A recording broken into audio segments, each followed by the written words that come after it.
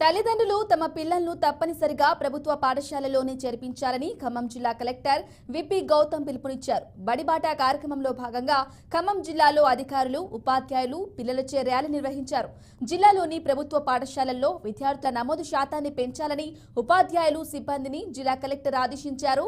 ప్రభుత్వ పాఠశాలల్లో నాణ్యమైన విద్య అందిస్తున్నట్లు తెలిపారు.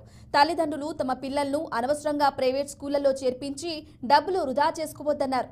ఈ సందర్భంగా కలెక్టర్ పలు ఇళ్లను తిరిగి పిల్లలు ఏ స్కూల్లో చదువుతున్నారో ఆరా తీశారు. అన్ని ప్రభుత్వ పాఠశాలల్లో ప్రాథమిక స్థాయి నుండి హై స్కూల్ వరకు కూడా ఇంగ్లీష్ మీడియం ఓపెన్ చేశాము. అన్ని స్కూల్లో కూడా ఆంగ్ల మాధ్యమంలో బోధిస్తూ ఉన్నారు. అది కూడా తల్లిదండ్రులు తెలియజేస్తూ ఉన్నాము. అదేవిధంగా రీఓపెనింగ్ రోజే పిల్లలందరూ కూడా పాఠ్యపుస్తకాలు, నోట్ పుస్తకాలు, జతల యూనిఫామ్స్ అన్నీ కూడా అందజేస్తున్నామండి.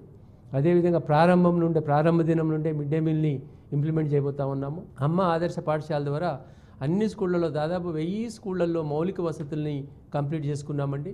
దీనికి జిల్లా కలెక్టర్ గారు దాదాపు 30 కోట్లు శాంక్షన్ చేశారు. ఇప్పటి వరకు మేము 14 కోట్లు రిలీజ్ చేయడం జరిగిందండి. దాదాపు 500 పాఠశాలల్లో పనులు పూర్తయినాయి. అన్నీ కూడా ఈ 2-3 రోజులు అన్ని పాఠశాలల్లో కూడా పనులన్నీ కూడా ఎమర్జెన్సీ వర్క్స్ ఏమున్నాయో అవన్నీ కూడా పూర్తవుతూ ఉన్నాయి. విద్యుత్ సౌకర్యం కానివ్వండి, త్రాగునీటి సౌకర్యం కానివ్వండి, చిన్న చిన్న మరమ్మతులు కానివ్వండి, టాయిలెట్స్ కానివ్వండి, ఇలాంటివన్నీ కూడా పాఠశాలలోకి అందుబాటులో తీసుకొచ్చాము. అమ్మ ఆదర్శ